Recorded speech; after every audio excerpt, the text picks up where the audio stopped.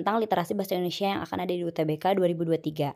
Dan perlu kalian ingat bahwa soal dari literasi bahasa Indonesia itu total soalnya ada 30 ya, dan harus kalian selesaikan dalam 45 menit. Jadi diperlukan strategi yang efektif dan efisien untuk mengerjakan soal. So ketika ada paragraf seperti ini dan di sini ada petunjuknya, bacalah teks berikut untuk menjawab soal nomor 1 sampai 5. Otomatis kalian bisa dengan efektif dan efisien mencari nomor 1 sampai 5 itu apakah ada soal yang bisa kalian jawab tanpa harus membacanya dulu. Seperti itu. Kalian bisa lihat nomor 1 pernyataan yang salah dari 5 pernyataan di bawah ini. Kalian bisa cepat langsung cocokkan kalimat di PG-nya atau di optionnya dengan teks. Yang kedua simpulan otomatis harus dibaca. Yang ketiga makna kata bisa langsung juga. Yang keempat yang tidak termasuk penjelas itu harus dibaca. Dan yang kelima mengapa kebijakan tanam paksa dianggap menyimpang jauh otomatis harus dibaca juga. Jadi di nomor 1 dan 3 kita bisa jawab terlebih dahulu. Mendahulukan soal nomor 1 dan 3. Oke, kita lihat nomor 1. Pertanyaannya adalah pernyataan yang salah dari 5 pernyataan di bawah ini. Kita baca. Kita lihat di sini. Oke, kalian lihat. Yang A, sistem tanam paksa diberlakukan rakyat Hindia Belanda harus menyerahkan 1/5 hasil tanaman ekspor mereka sejak tahun 1830. Kita lihat ya di sini ada angka.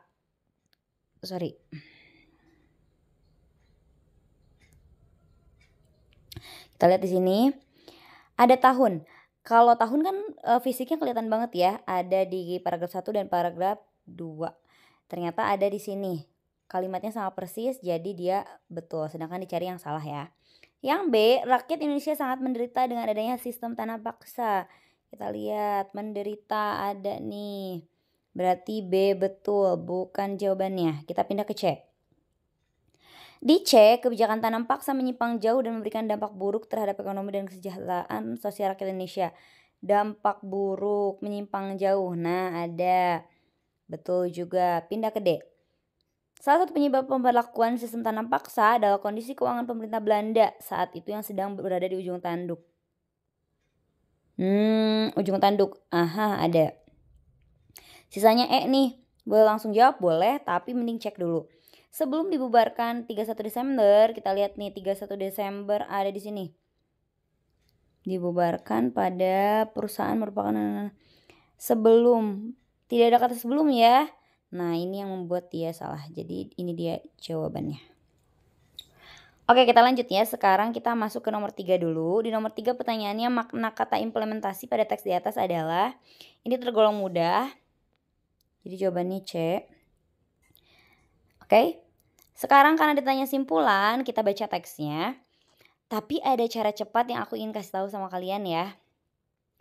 Simpulan bisa kita dapatkan dengan cara kita mendapatkan ide pokok. Ide pokok ditambah apa? Ditambah, kalau paragrafnya ada 3 berarti 3 ide pokok. Ditambah sama apa? Ditambah simpulan di akhir paragraf, kalimat paling akhir. Kita cek ya. Terus kalian perlu tahu juga ide pokok itu yang kayak gimana. Ide pokok itu kalimat umum yang harus dijelaskan oleh kalimat penjelas lainnya. Cara membandingkannya kayak gini aja. Aku kasih contoh ya. Kalimat pertama, secara teori tanam paksa atau kulturstelsel adalah sebuah kebijakan yang pernah diterapkan oleh pemerintah kolonial Belanda saat berkuasa di Indonesia. Titik. Karena kebijakan tersebut, nih kalau udah ada kata tunjuk, tersebut, ini, itu, pasti dia itu kalimat penjelas. Nah, ketemu nih ide pokoknya kalimat 1, oke? Jadi ini ide pokok. Kita bandingkan dengan paragraf 2. Tokoh yang berperan dalam implementasi sistem ini ada ini. Ininya berarti masih tentang tanam paksa. Oke, berarti ide pokok utama ada di paragraf 1. Paragraf 3. Pemberlakuan sistem tanam paksa ini masih ada. Ini berarti ide pokok di paragraf pertama tetap. Kita lihat di kalimat terakhir. Bahkan ketika dibubarkan ada bahkan berarti dia penegas. Otomatis jawabannya tentang tentang tanam paksa di Indonesia. Dan akibatnya, ingat karena jenis paragraf ini sebab akibat, otomatis jawabannya harus ide pokok plus akibatnya atau ide pokok plus sebabnya, tergantung ide pokoknya berupa jenis kalimat sebab atau akibat. Kita lihat di sini tanam paksa dan merugikan. Jadi jawabannya ada di A ya, teman-teman. Oke, kita udah bisa nih jawab 1 2 3. Masih tergolong mudah ya. Kita lanjut ke nomor Kita lanjut ke nomor 4. Yang tidak termasuk penjelas latar belakang diadakannya sistem tanam paksa adalah kemudian mengapa kebijakan tanam paksa dianggap menyimpang jauh? Kita lihat kalau ada persenan bisa kita cek duluan daripada nomor 4 kita ke nomor 5 dulu ya. Kita lihat di sini persenannya 20%. Katanya kita baca kalimatnya, sekilas jumlah 1/5 atau 20% tersebut mungkin tidak akan terlalu memberatkan para petani. Tetapi kenyataannya rakyat Indonesia justru sangat menderita. Oh, jadi kita pahami bahwa rakyat Indonesia itu menderita dengan 20% itu. Kita lihat kalimat yang tepatnya. Kan ditanyanya mengapa dianggap menyimpang jauh. Kita lihat, kalaupun jawabannya ada 2, biasanya kalau di salah satu bimbel besar kan ada tuh yang kalau jawaban yang mirip berarti itu jawabannya gitu kan salah satunya. Kita bandingkan A sama B. Jumlah 1/5 atau 20% tidak akan terlalu memberatkan. Justru memberatkan, benar gak? Jadi jawabannya B. Kita cek yang C. Implementasi kebijakan tersebut yang memberikan dampak buruk. Ini terlalu umum ya kata dampak buruknya. Kondisi keuangan Hindia Belanda yang berada di ujung tanduk. Mengapa kebijakan tanam paksa dianggap menyimpang? Kalau ini sih nggak jadi ke kata menyimpang ya, karena kan menyimpang itu kita pahami bahwa keluar dari rambu-rambu yang ada, tapi tidak sepenuhnya gitu kan. Kemudian yang E, pembubaran VOC yang berdampak, nah ini juga enggak. Oke, kita sekarang ke nomor 4. Yang tidak termasuk penjelas latar belakang diadakannya sistem tanam paksa. Sebenarnya bisa pakai logika loh teman-teman, kita lihat ya. Ada di paragraf 3 kalau nggak salah, kita baca yuk. Nah, di sini. Pemberlakuan sistem tanam paksa ini didorong oleh keadaan keuangan pemerintah Belanda saat itu yang sedang berada di ujung tanduk. Kita pahami. Kemudian selama beberapa dekade Belanda mengalami defisit, banyak dana yang hilang entah karena korupsi, entah perang. Kemudian terakhir VOC yang sebelumnya merupakan perusahaan kebanggaan Belanda pun harus dibubarkan karena korupsi yang merajalela.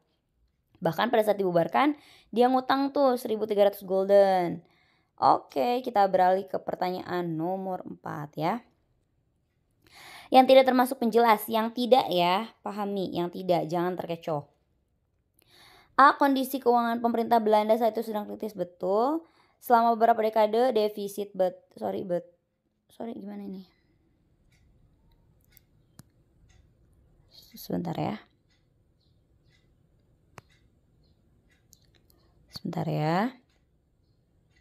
Agak ribet nih aku, soalnya ini dari foto ya. B, betul. Banyak dana yang hilang, entah korupsi, betul. VOC dibubarkan karena korupsi yang pengecohnya bagus nih. D sama E, ide pokok yang sama. Di D, VOC dibubarkan karena korupsi yang merajalela. Di E, VOC meninggalkan hutang. Jadi perlu kita pahami, mana yang menjadi hal utama. Apakah karena hutangnya atau dibubarkan terlebih dahulu? Pengecohnya bagus nih. Ternyata karena dibubarkan terlebih dahulu ya, karena ini ketahuannya setelah dibubarkan. Jadi jawabannya D. Oke, masih mudah nih teman-teman. Kita lanjut ya. Ada petunjuk lagi, bacalah teks berikut untuk menjawab soal nomor 6 sampai 10. Oke. Lanjut, sekarang teks berikut untuk nomor 6 sampai 10. Kita cek lagi ya. Pernyataan yang salah dari 5 pernyataan berikut bisa dicocokin langsung. Pernyataan di bawah ini yang merupakan opini penulis bisa dicek, eliminasi pakai fakta yang mana, opini yang mana. Kemudian makna kata berkontribusi, wah gampang nih. 9 yang tidak termasuk kemudahan yang diberikan, cek PG-nya. Kalau PG-nya enggak paralel bisa langsung jawab. Yang 10 kayak di soal bahasa Inggris ditanya hal penting berarti lihat kata yang ada di kalimat, tapi lihat kalimat sebelumnya. Oke, kita jawab dulu ya. Kita bisa dari yang nomor 8 dulu. 8 dulu ya guys, kita coba nomor 8. Sorry aku cepet-cepet karena aku pengen nyobain kalau kita ngerjain cepet dengan waktu 45 menit, bisa apa enggak, bisa maksimal atau enggak. Ternyata kayaknya bisa deh. Oke, kita cek ya. Makna kata berkontribusi, coba dicek teman-teman, makna kata berkontribusi. Pernah dengar kan? Andil jawabannya B, bermanfaat berfaedah, ikut serta itu. Aku lupa nih, sorry. Ya udah, pokoknya intinya jawabannya B ya. Makna kata kita nambah kosakata baru, kemudian yang kayak gini-gini bisa lihat PG-nya. Yang tidak termasuk kemudahan, bisa pakai logika. Yang diberikan kereta api cepat kepada masyarakat. Kan ini A sampai D itu kemudahan ya nggak sih? Tapi tiba-tiba di E dikasih kata yang jenisnya beda sendiri. Jawabannya E. Kalau ini mesti baca, oke? Sorry. Untuk mengetahuinya, kita coba nomor 6 dulu. Pernyataan yang salah dari 5 pernyataan di bawah ini. Kita baca dulu boleh, nggak pun nggak apa-apa. Tapi enaknya kita baca ya, biar nggak bolak-balik. Pemerintah saat ini dalam menjalankan tugasnya bagi pembangunan tidak ingin ada proyek yang mangkrak. Salah satunya dengan melanjutkan pembangunan proyek kereta cepat Jakarta-Bandung yang merupakan pembangunan transportasi massal dan berguna untuk memberikan pelayanan kepada masyarakat melalui berbagai kemudahan. Seperti penggunaan teknologi kereta api super canggih berkecepatan tinggi, kenyamanan, dan tak lupa memberikan aspek terpenting yaitu keselamatan dan keamanan. Ini lucu ya karena kalimat berita, jadi dia boleh-boleh aja satu paragrafnya itu satu kalimat. Padahal minimal paragraf itu minimal 2 kalimat. Nah kalau ketemu kalimat panjang begini, ide pokok biasanya sebelum koma ya, dari sini sampai sini berarti. Pemerintah saat ini menjalankan tugas pembangunan tidak ingin ada proyek yang mangkrak, berarti tentang tugas pembangunan yang mangkrak ya. Paragraf 2-nya kereta cepat Jakarta-Bandung akan menjadi pelengkap ekosistem. Nah dia ngejelasin kereta cepatnya. Paragraf 3, solusi mengatasi kemacetan berarti ini latar belakang dari kenapa adanya proyek tersebut ya. Oke, kita pahami bahwa teks ini bisa jadi penulisnya pengen ngasih tahu bahwa nih kita punya masalah di paragraf 3, solusinya dengan kereta cepat itu. Kita cek ya satu-satu. Pernyataan yang salah dari 5 pernyataan di bawah ini. A. Pemerintah saat ini dalam menjalankan tugasnya bagi pembangunan tidak ingin ada. Ini benar ya, kalimat 1. Bukan jawabannya karena yang salah. B. Proyek kereta api cepat Jakarta-Bandung memberikan pelayanan kepada masyarakat melalui berbagai kemudahan. Betul, paragraf 2. Teknologi kereta api super canggih. Benar. Kereta cepat Jakarta akan menjadi pelengkap ekosistem. Benar. Terdapat banyak kerugian. Apa ya kerugian? Sorry bentar. Oke. Sorry. Gini aja deh. Nah kita Sorry.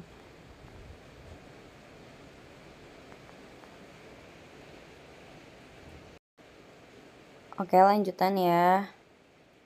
Nomor 6, 7, sama 10. Nah di nomor 6 kita cek satu-satu kalimatnya. Di nomor 6, pemerintah saat ini dalam menjalankan tugas pembangunan tidak ingin ada proyek yang mangkrak. Kalimat 1 ya. Proyek kereta cepat Jakarta memberikan pelayanan kepada masyarakat melalui berbagai kemudahan. Oke, paragraf 1. Teknologi kereta api super canggih berkecepatan tinggi dan kenyamanan bukanlah. Bukanlah aspek penting. Jawaban ini. Tapi cek dulu yang D. Kereta cepat Jakarta-Bandung akan menjadi pelengkap. Ini ada kata bukanlah ya. Sorry, enggak banget ya aku coret-coretnya. Sorry. Jawabannya C.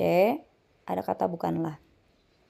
D betul. Terdapat banyak kerugian betul. Oke, jawabannya fix C. Ini adalah eksaknya di bahasa Indonesia ya.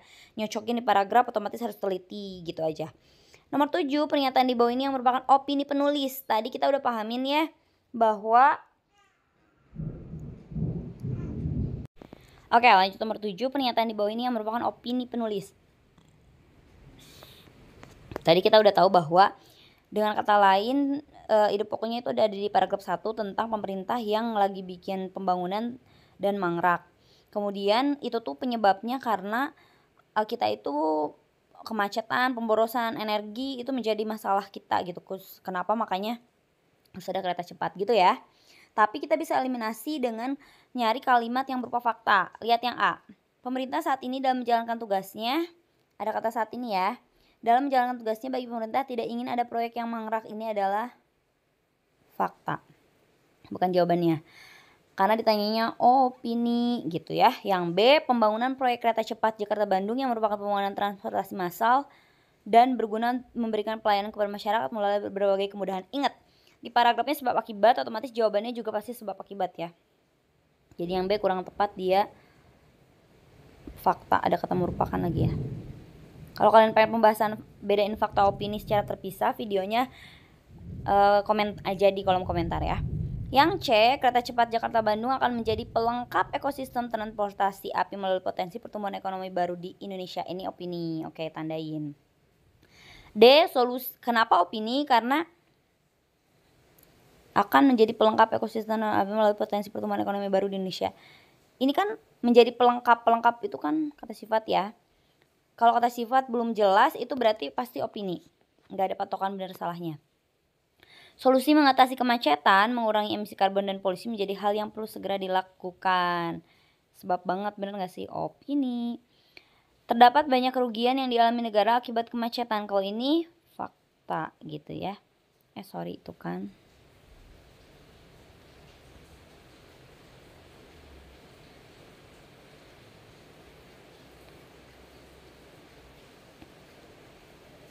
Jadi aku tandain ya tadi ini adalah sorry enggak banget ya, ini fakta, opini, fakta. Sekarang kita bandingin C sama D. Ditanyanya opini kan. Yang C, kereta cepat Jakarta-Bandung akan menjadi pelengkap ekosistem transportasi kereta api melalui potensi pertumbuhan ekonomi baru di Indonesia. Sedangkan di paragraf 3 masalah utamanya tuh dikasih tahu tuh sama penulis. Jadi yang C itu kurang lengkap. Kalau jawaban yang lengkap itu ada di D gitu ya. Paham gak sampai sini? Kalau kalian pengen pembahasan cara bener-bener nganalisis fakta opini itu kayak gimana, boleh video terpisah komen di kolom komentar ya. Lanjut, sekarang kita ke nomor ini. Apa yang dimaksud dengan hal penting pada kalimat terakhir paragraf ketiga? Hal penting kalimat terakhir paragraf ketiga. Otomatis baca kalimat sebelumnya.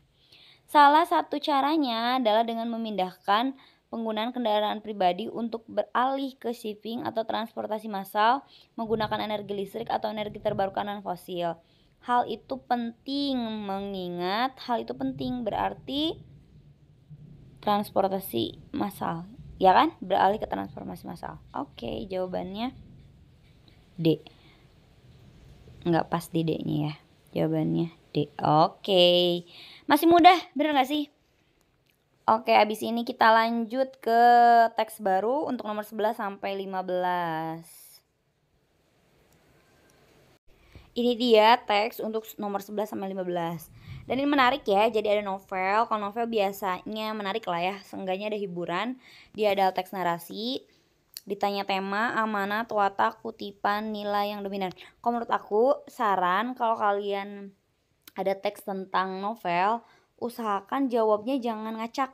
Jadi jawabannya harus beruntun. Kenapa? Karena cara berpikir kita nanti pas menjawab soal itu kalau beruntun kayak makin mudah gitu. Karena kalau dari tema ke amanat itu enak gitu. Tema udah saklek, jawabannya udah pas, ke amanat, ke watak, kesananya juga lebih enak. Jadi saran aku gitu ya, jangan diacak kayak teks-teks lainnya. Oke, kita mulai. Pertanyaan yang pertama tema, kedua amanat, 13 tokoh, 14 kutipan, 15 nilai. Ini benar-benar nggak boleh diacak ya. Oke, kita baca. Sekonyong-konyong ketika berdua belas di masjid. Jadi ini adalah sastra lama ya, jadi bahasanya agak-agak aneh. Jadi Kacak nama orang ya guys. Kacak sudah mulai benci kepada Midun. Tokohnya ada dua nih, Kacak dan Midun. Kata benci diulang, kebencian itu lama-kelamaan berangsur-angsur menjadi dendam. Tidak saja karena waktu berdua belas itu Kacak menaruh sakit hati kepada Midun. Jadi awal bencinya Kacak sakit hati. Tetapi ada pula beberapa sebab lain yang tidak menyenangkan hatinya. Jadi banyak lagi.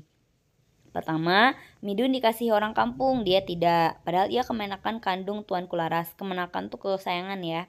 Kedua, Kacak mendengar kabar angin. Kabar angin tuh gosip ya guys. Bahwa Midun sudah mendapatkan keputusan silat daripada Haji Abbas. Tetapi dia sendiri minta belajar, tidak diterima oleh Haji Abbas. Ketiga, dalam segala hal kalau ada permufakatan, itu artinya musyawarah, pemuda-pemuda, Midun selalu dijadikan ketua. Jadi permintaan warga berarti ya. Tetapi dia disisihkan oleh orang saja. Pendeknya atau kesimpulannya, di dalam pergaulan di kampung Kacak terpencil hidupnya. Seakan-akan sengaja ia disisihkan orang. Tapi bisa jadi itu prasangka dia ya.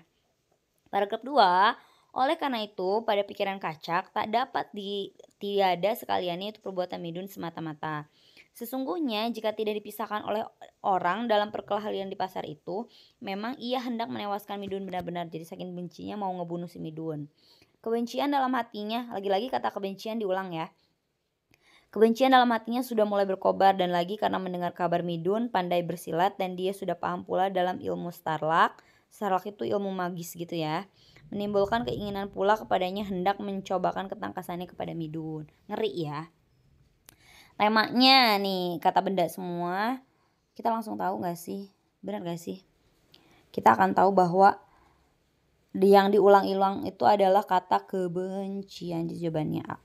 Untuk amanat. Nah, kalau di tema kalian udah yakin dia kebencian, pasti kata benci itu akan ngikutin. Jangan menaruh perasaan benci. Kenapa bukan A? Jangan membicarakan orang lain. Tidak ada yang membicarakan di sini. Posisinya ada penulis. Menjadikan kacak orang ketiga yang diceritakan. Jangan mendendam kepada orang lain. Ada kata dendam, tapi yang awal mulanya menjadi dendam itu adalah benci. Jadi pengecohnya yang C. Yang D, jangan menantang orang lain. Yang menantang cuma di paragraf 3, itu pun bukan menantang ya, tapi sengaja. Yang E, jangan berprasangka yang tidak-tidak, itu juga enggak. 13, watak tokoh kacak dalam kutipan novel tersebut. Kalian yakin di 11-12 jawabannya, maka yang ini pasti gampang, pendengki. Kutipan tersebut mempunyai latar cerita sosial. Hal tersebut dibuktikan dengan pemakaian kata. Kita cek satu-satu ya.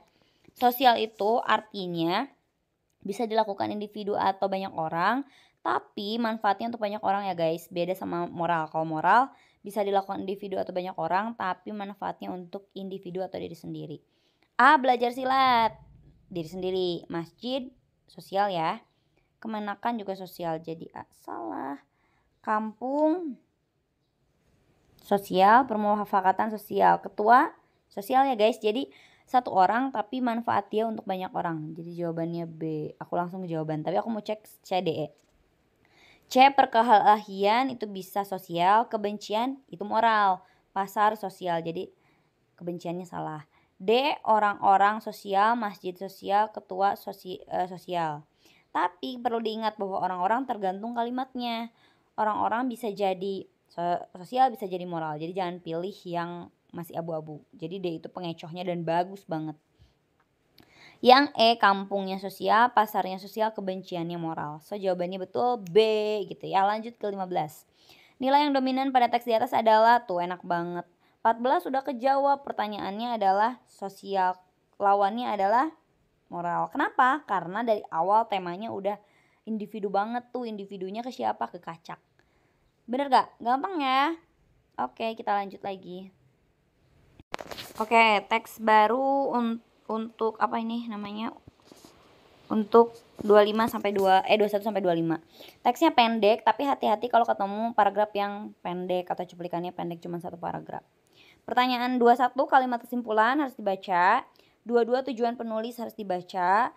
23, pernyataan yang tidak sesuai boleh dicocokin, tapi enaknya kita baca aja.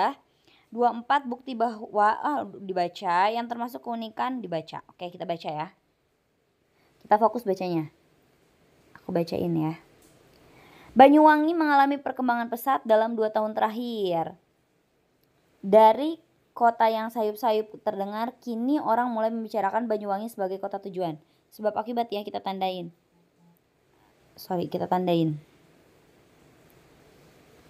Kita tandain kalimat 1 sampai 2. Kota ini, nah kenapa aku nggak tandain sampai kalimat 2? Karena mereka tuh benar-benar keterkaitan, kayak udah satu paket gitu.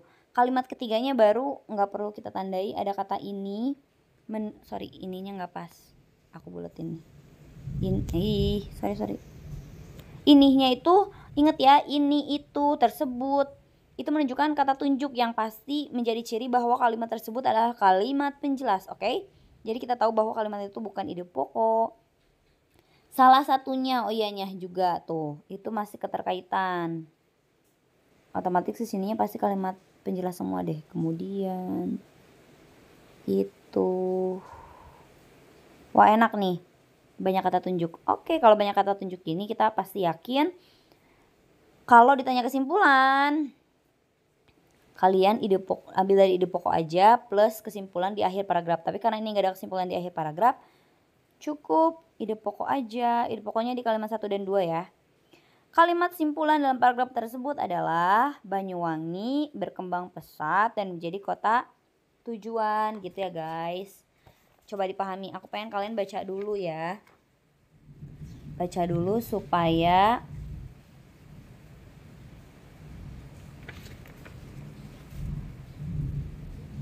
oke, udah kalian baca.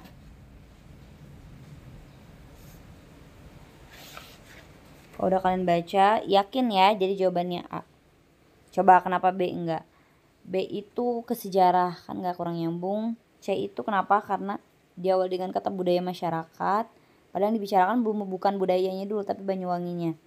Ini juga sama. Yang E justru dari kalimat terakhir. Pokoknya nggak nyambung deh 21. Yang E, sorry. Jadi 21 tuh soal yang bagus, yang menurut aku bagus dan hebat, membuat kita bingung. Kesimpulan emang kayak gitu sih ya. Kemudian pertanyaan tujuan penulis, maka kita harus paham jenis paragrafnya apa. Ini paragrafnya eksposisi ya. Kalau kalian pengen penjelasan cara ngebedain jenis paragraf, boleh diisi di kolom komentar. Tujuan penulisnya berarti antara menginformasikan atau meyakinkan. Karena kan ilmu pengetahuan itu di eksposisi itu kalau kita udah baca kita jadi oh iya ya, jadi kayak gitu. Kita lihat. A, menghimbau, no ya, bukan bukan persuasi. Menginformasikan keunikan budaya bisa jadi memberitahukan objek, meyakinkan, memberitahukan. Kita lihat.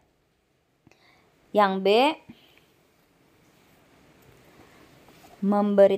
menginformasikan keunikan budaya, keterbukaan masyarakat, bukan ya, kan awalnya bukan ini. C, memberitahukan bahwa di Banyuwangi terdapat objek wisata, awalnya bukan ini. Meyakinkan bahwa Banyuwangi saat ini mengalami perkembangan, nah bisa jadi terdapat objek, bisa jadi. Yang E, memberitahukan bahwa Banyuwangi mengalami perubahan karena memiliki objek wisata yang menarik. Jawaban yang lebih tepatnya adalah D, gitu. Pernyataan yang tidak sesuai dengan teks di atas adalah dalam 2 tahun terakhir Banyuwangi mengalami perkembangan pesat, betul. Yang tidak ya, jadi yang salah. Orang mulai membicarakan Banyuwangi sebagai kota wisata, betul. Satu-satunya budaya Banyuwangi adalah osing yang berbeda dari budaya. Kok satu-satunya? Ya nggak sih? Karena kan nggak satu-satunya. Berarti jawabannya C. Tapi cek dulu ya. Orang Osing merupakan keturunan pelarian dari kerajaan Hindu Majapahit saat mulai runtuh, betul. Perpaduan budaya Osing, betul. Oke, jadi jawabannya fix C. Sorry kecepatan ya, karena aku pengen buktiin di 45 menit bisa apa enggak. 24, bukti bahwa Banyuwangi mengalami perkembangan pesat. Oke. Ini mah jelas deh, kalimat 1-2 aja fokusnya. Perkembangan pesat itu cirinya menjadi kota tujuan, jangan terkecoh dengan hal lainnya. Jawabannya B. Yang termasuk keunikan kota Banyuwangi. Enak banget nih, gampang juga. Oke. Kita lanjut 26 sampai 30. Cus. Kita lanjut ya. Ini dia soal 26 30, kita lihat nih. Pertanyaannya adalah bacalah teks berikut untuk menjawab soal nomor 26 sampai 30. Paragrafnya ada 2. Pertanyaan pertama opini redaksi, kedua pihak yang dituju, harus dibaca. 26 bisa kita langsung jawab, cocokin. 29 bisa langsung cocokin, 28 kosakata juga bisa langsung. Wah, enak nih. 30 harus dibaca. Jadi yang harus dibaca cuma 27 sama 30. Berarti yang 26 kita di 26, 28 sama 29 bisa kita langsung jawab. 28 dulu ya. Ini kuncinya lihat KBBI, oke? Jadi kita nambah kosakata ya. Kita langsung jawab aja. 28 itu hasil aku bertapa. Oh tidak, bukan bertapa tapi baca-baca ya. Sorry, bercandanya kelewatan. Jadi yang A itu jawabannya untuk kartel. Yang B itu namanya pasar monopoli ya guys. Jadi yang B itu pasar monopoli. Yang C itu namanya investasi. Jadi kalian nambah kosakata ya. Yang D itu konsolidasi. Dan yang E likuidasi. Jadi jawabannya A. Jadi kartel itu adalah gabungan perusahaan sejenis yang bertujuan mengendalikan produksi, persaingan, dan harga. Kita ke 30 ya. Situasi ironis. Ingat, ironis itu artinya miris banget. Miris itu dalam arti harusnya nggak gitu tapi gitu ya. Kita cek ya 1 dan 2. 1. Praktik kartel meminggirkan petani dari kesempatan bekerja dan pemerolehan pendapatan yang layak dari pertanian. Ingat ya. Sorry, teksnya kepotong guys. Sorry. 1 itu bukan ya, dia kalimat berita dan tidak ironi. Jadi A salah.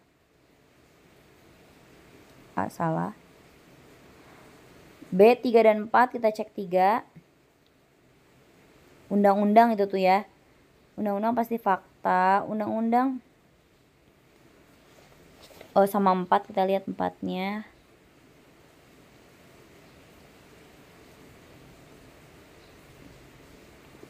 Situasi ironi ya. Berarti enggak ironi. Kita cek C. 4 dan 5. Kalau 4-nya enggak ironi otomatis C salah ya, nggak usah dicek. Pindah ke D 7 sama 8. Nih, kalian bisa lihat di 7 memperlihatkan bahwa kebijakan pangan lucu kan, kebijakan itu kan biasanya hal baik, tapi meminggirkan hak, ini ironi. Tapi cek pasangannya 8. Ini terjadi pada saat, oh iya kalau atasnya udah ironi, bawahnya biasanya ironi. Memang mengklaim, bagus. Dia mengklaim ekonominya tumbuh, tapi nggak stabil. Jadi jawabannya adalah D. Cek 9 boleh deh. Pemerintah dapat mengubah keadaan melalui kebijakan pangan. Oh, bukan. Jadi jawabannya fix 29 itu D. Agak cepet ya, keren kita. Lanjut nih.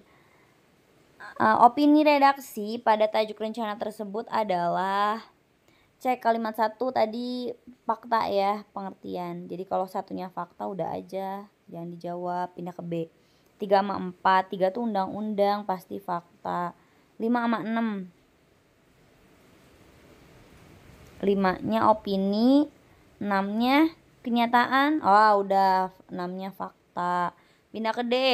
5 sama 7, 5-nya opini kan tadi bener, tapi sama 7 itu memperlihatkan bahwa kebijakan pemerintah hak untuk hidup layak.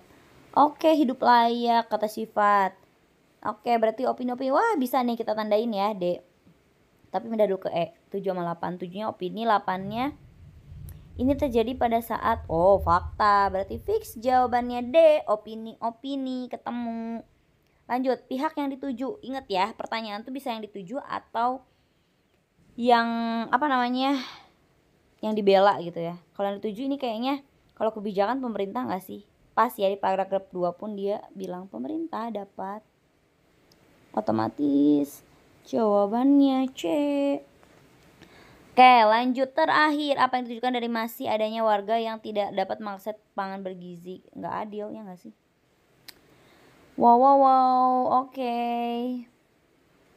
Selesai nih 30 soal.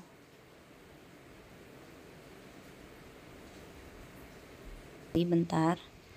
Nah, 16 sama 20 teksnya ini narasi lagi, jadi seru nih. Kita baca ya, karena nggak boleh dilewat, nggak boleh diacak jawabnya. Jadi aku bacain. Ketika si Dali yang lagi menyamar dalam bentuk bayang-bayang raja memasuki ruang sidang kabinet lagi bersidang di bawah pimpinan Perdana Menteri. Persis di waktu Perdana Menteri sedang berkata, "Nah tuan-tuan, sudah tahu macam apa tokoh yang bernama si Dali?" Jadi mereka lagi ngomongin si Dali ya. Dia krempeng seperti Nasar, selebor seperti Avandi, matanya melotot seperti siapa ya? Sejenak dia terdiam ketika ingat pada seorang presiden yang dirasanya tidak etis kalau diucapkan. Selanjutnya katanya lagi, ya seperti Picasso bila mengambil contoh maka pelukis. Dia jadi tokoh karena sangat sering dipublikasikan oleh pers dan televisi. Pidato atau khotbah atau ucapannya sering dikutip, puisinya dinyanyikan dalam bentuk pertunjukan sastra dan musik. Apa tidak begitu? Dia tidak akan jadi apa-apa kalau tidak ada pers dan televisi, makanya tidak bisa dibandingkan dengan raja. Raja tetap raja meski tidak ada publikasi, kata seorang menteri. Bukan nyindir lagi ya, ini kayak benci, beneran benci. Baiknya larang saja pers dan televisi mempublikasikan, usul menteri yang lain. Jadi kayak ini penuh kebencian ya teksnya. Oke, ketangkep nggak ceritanya? Kalau nggak boleh baca dulu deh, kalian pause dulu. Pertanyaan pertama tema, coba pahami. Tokohnya si Dali. Dali ini terkenal karena apa gitu ya. Kita eliminasi yuk. Kita eliminasi. A, raja yang kurang tenar, gak ngomongin raja. No. Pembicaraan bermenteri seputar raja. No. Ketenaran Dali yang disebabkan publikasi bisa jadi. Pindah dulu ke D. Perbandingan raja dengan Dali. No. Intinya bukan itu. Peran pers dan televisi yang menonjol. Nah, pengecoh yang bagus banget ya. Tapi tokoh utamanya gak disebutin. Jadi jawabannya C. Amanat kutipan cerita tersebut. Kenapa aku bilang gak boleh ngacak? Karena kalau kalian yakin di 16 ke 17 nya enak. Tadi temanya ketenaran Dali yang disebabkan publikasi, otomatis seputar ketenaran dan publikasi itu sendiri amanatnya. Jadi jawabannya adalah C. Sorry aku nggak pas ya ngebuletinnya. Kenapa bukan A? Pentingnya pers lagi-lagi itu kalau kamu di 16 jawabnya E pasti 17-nya A. Jadi hati-hati ya. Kalau udah bener di atas ke bawah bener, tapi kalau di atas udah salah ke bawah juga salah. Ketenaran hanya sementara, enggak juga. Ketenaran membuat iri hati, iya, tapi bukan ke situ arahnya. Pentingnya ketenaran, iya, tapi bukan ke situ arahnya. Penokohan si Dali dalam cerita di atas adalah jelas banget gak sih, dibenci sama menteri-menterinya. Konflik. Nah, ingat konflik itu ada dua. Ada konflik batin sama fisik ya. Kita lihat konfliknya di sini. Tokohnya ada dua, si Dali sama menteri gitu kan. A nggak ada konflik, B nggak ada si Dalinya, C no salah bener, salah banget sorry. D bisa jadi, tapi bandingkan dengan E. Jawabannya E. Antara menteri dan si Dali gitu ya. Keterkaitan watak si Dali dengan digambarkan Perdana Menteri dalam kehidupan sehari-hari adalah, ini kesindiran banget ya, kayak anekdot tapi nggak lucu gitu.